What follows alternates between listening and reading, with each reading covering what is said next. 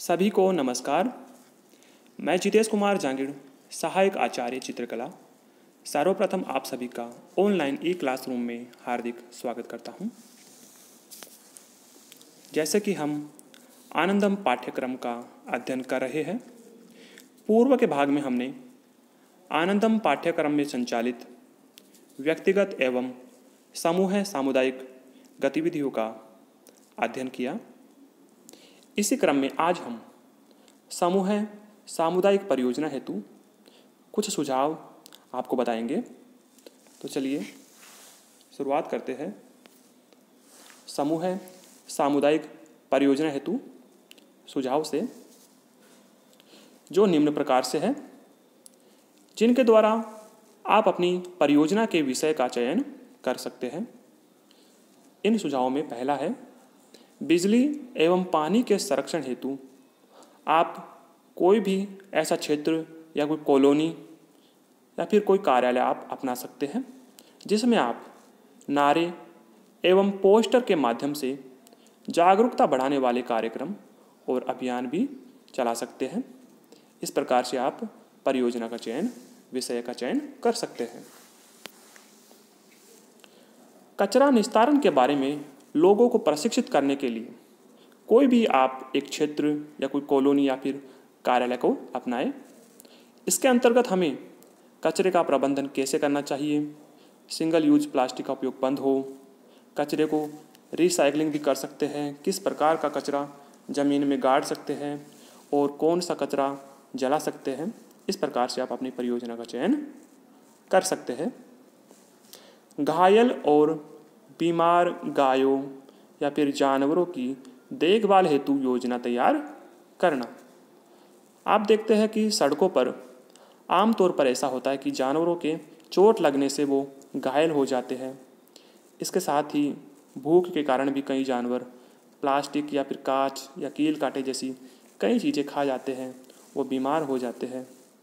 तो ऐसे में हम उनकी मदद कर सकते हैं, ऐसी परियोजना अपना सकते हैं।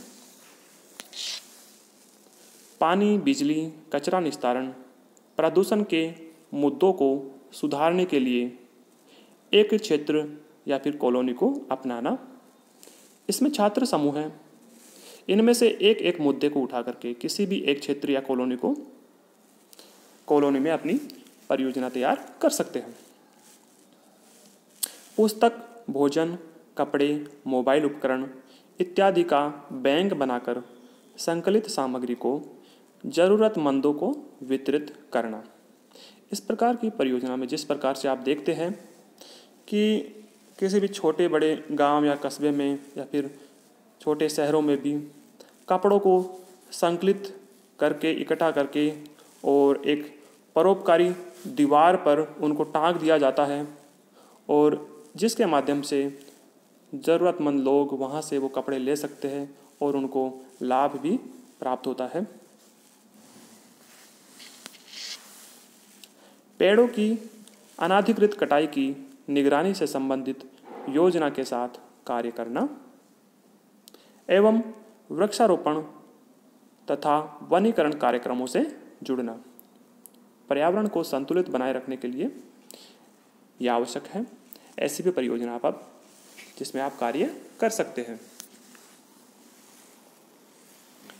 स्थानीय विरासत स्थलों एवं पर्यटक स्थलों के जीर्णोद्धार एवं पर्यटन मानचित्र पर उनका प्रचार प्रसार करना। वैसे राजस्थान में अधिकांश क्षेत्रों में या अधिकांश ऐसे स्थल हैं जिसके बारे में लोगों को या फिर दुनिया को पता भी नहीं है। ऐसे क्षेत्र का अधिक से अधिक प्रचार प्रसार करके सोशल मीडिया पे उसका प्रचार प्रसार किया जाए, उसके महत्व को बताया जाए और जिसके द्वारा वो सबके ध्यान में आ सकता है। अस्पतालों के साथ समन्वय कर गरीब इलाकों के बच्चों, महिलाओं की चिकित्सा जांच शिविर का आयोजन करना।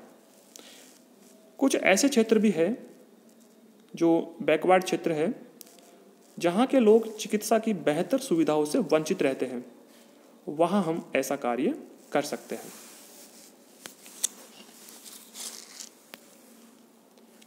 ड्रग्स, अल्कोहल, नशा मुक्ति सहायता समूह बनाकर लोगों को प्रेरित करना।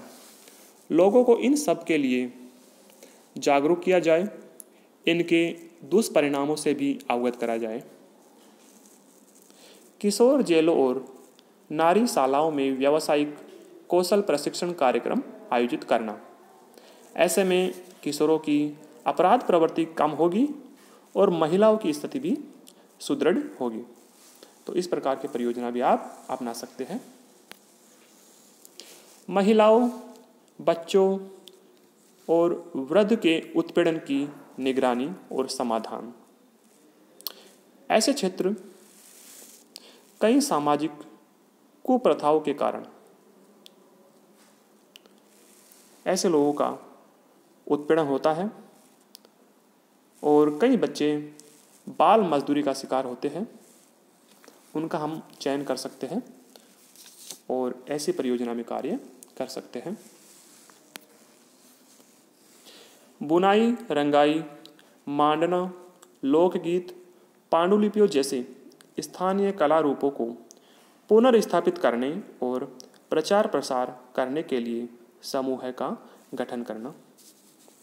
ऐसे कई कला और संस्कृति से जुड़े कार्य हैं जिससे उन क्षेत्र विशेष की पहचान बनी हुई है और ये सभी आज के डिजिटल क्रांति के दौर में लुप्त होते जा रहे हैं।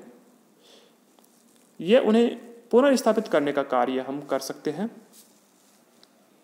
जैसे दक्षिणी राजस्थान की फड़ चित्रकला है, ऐसे ही कई वाद्य यंत्र जैसे रावणहत्ता, अलगोजा, खरताल, सारंगी।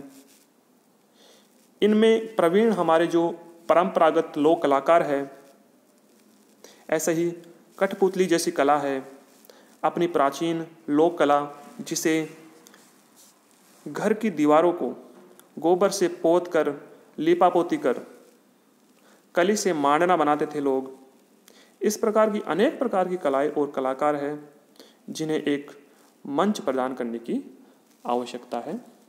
ऐसी परियोजना में आप कार्य कर सकते हैं।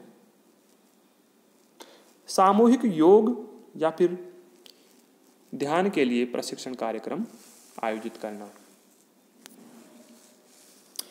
बावड़ियों, कुओं एवं अन्य जल स्रोतों के जीर्णोद्धार के लिए समूह का गठन करना।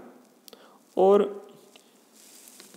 इस सब की तो राजस्थान विशेष रूप से पश्चिमी राजस्थान में ज़्यादा आवश्यकता है। ऐसी परियोजना आप अपना सकते हैं। वर्षा जल सौर ऊर्जा संचयन के लिए लोगों को प्रेरित करें और तकनीकी जानकारी देना।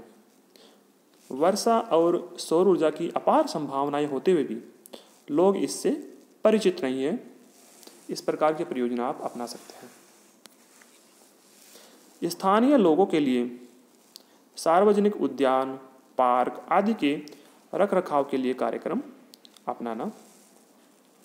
कंप्यूटर प्रोग्रामिंग एवं ऐप्स के माध्यम से, ऐप्स के जरिए ऐप्स के बारे में युवाओं को प्रशिक्षित करना। आज के डिजिटल क्रांति के युग में सभी के लिए इन सब में प्रशिक्षित होना अत्यंत आवश्यक है।